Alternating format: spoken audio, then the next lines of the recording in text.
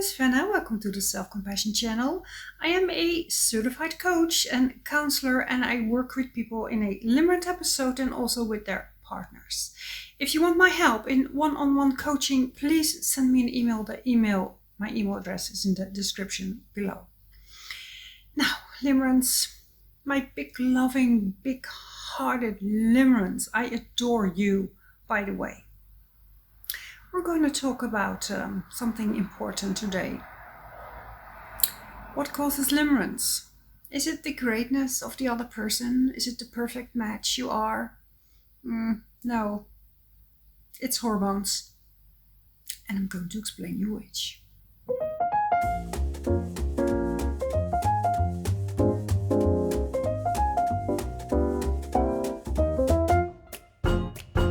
Okay, for who wants to hear it again, or maybe for the first time, limerence is a feeling of intense infatuation / obsession, or romantic, sometimes non-romantic, by the way, passion that often arises involuntarily towards another person. It is characterized by a strong desire to be with this person and a very persistent preoccupation with thoughts and fantasies about this other person. People in a Limerent episode they do experience physical and physiological effects like extreme mood swings, obsessive thinking, loss of interest in other areas, sleeping problems, stomach pains, extreme anxiety, etc. Limerence occurs when there are obstacles in the relationship for a or multiple reasons. There is a mismatch. It is really hard or impossible to form a relationship or to pair bond. So that makes limerence not an indication that this is your soulmate. It's actually, being in a Limerent episode is actually an indication that there is something really, really wrong and that your needs are not being met. Being in this altered state, being in this experience of limerence is caused by the release of several hormones. I talk a lot about hormones. The hormones in the brain, primarily dopamine, serotonin, and norepinephrine. Norepinephrine sounds like a Greek goddess. I was struggling so much to pronounce this word.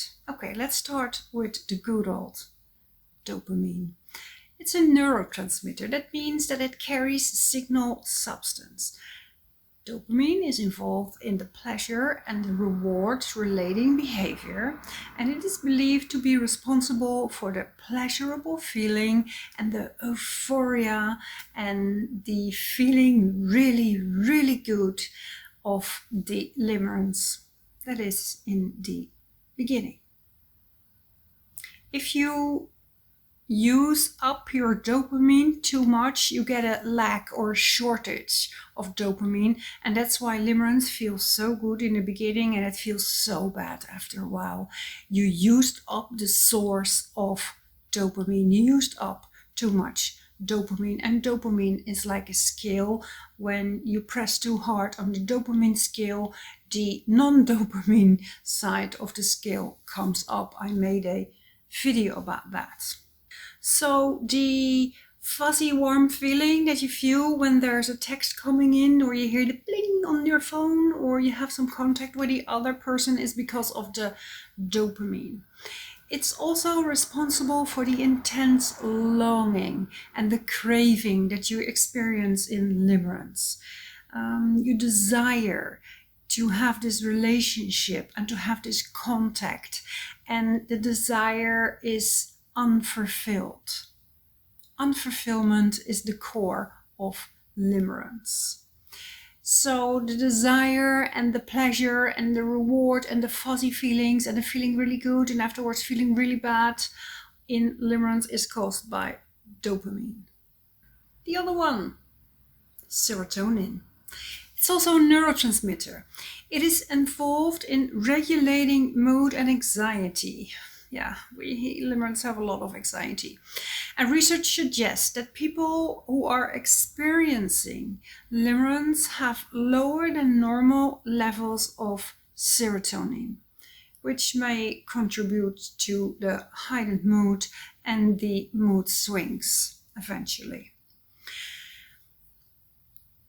I believe that timing plays a crucial role in the start of a Limerent episode. If there was already a lack of serotonin, because it can have several reasons. Maybe you were in grief, maybe you had some sort of life events, or maybe you were bored, or you were unsatisfied, or you were in a depression a few years prior to the start of the Limerent episode. That would explain so much that serotonin plays such a crucial role, and also the lack of serotonin makes you more vulnerable for limerence. Another one, norepinephrine. Norepinephrine is a hormone and also a neurotransmitter that is involved in the fight or flight response of our brain/body. So when we feel unsafe, we feel stressed, we do not get our needs met, we get anxious, it's because of this hormone. So it contributes also on the activation that we feel in a Limerent episode. We feel very unsafe during a Limerent episode. We might feel abandoned, neglected, and sometimes we even feel like we're going to die without this other person. And it's all caused about this beautiful norepinephrine. Well, at least the name is beautiful. And of course it has a really important function to our body to signal danger and to choose subconsciously a fight or flight or freeze response. I have a little visitor on my lap. To externalize the limerence sometimes, to take it a little bit out of your identity, out of your body, out of you, I make my clients talk to the limerence a little bit, like it's something external from you. And you can do that also with the hormones. You can say, oh, what I'm feeling now is actually I'm not going to die. It's just my good old friend norepinephrine.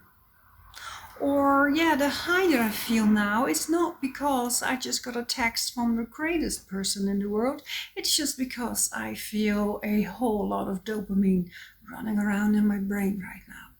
Other hormones, such as oxytocin and vasopressin, which are involved in creating social bonds and being attached to another person, may also play a big role in limerence, because these hormones are released during sexual activity, but also physical contact and overall intimacy, which may reinforce the feeling of infatuation and attachment in a limerent individual. And yes, we feel very attached to the other person, overly attached. So, okay, yeah, now we know which hormones play a role in a limerent episode. So, now what? Well, it's good to remind yourself that what you are feeling are hormones, and it's not proof that you will or should be with the other person. It's just proof that you have a lot of feelings due to the hormones. The experience of limerence may feel, and it does feel, like a powerful force and this irresistible thing, and you should act on it, but it's only a temporary condition and it will fade over time. It's not sustainable. And I know that people mistake limerence for true love, having met their soulmate, or their twin flame, and they take this strong longing for proof that they should get this person because this is their person, the only person in the world.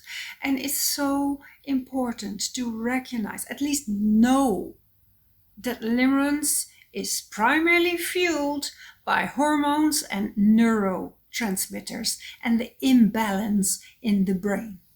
Yeah, that sounds a whole lot less romantic, but there is nothing romantic about a Limerent episode. It is wrecking your health, it is exhausting, and it's making a lot of people really, really, really unhappy for a long time. So again, realize that being in a Limerent episode is not a reliable indicator of the outcome of a relationship. It's the other way around. Most limerence relationship or relationships that start with limerence are not long lasting because hormones come and hormones go. So having said that, I'm going to wrap up this video. I want to thank you for watching this video, and I really hope to see you in another video. Bye.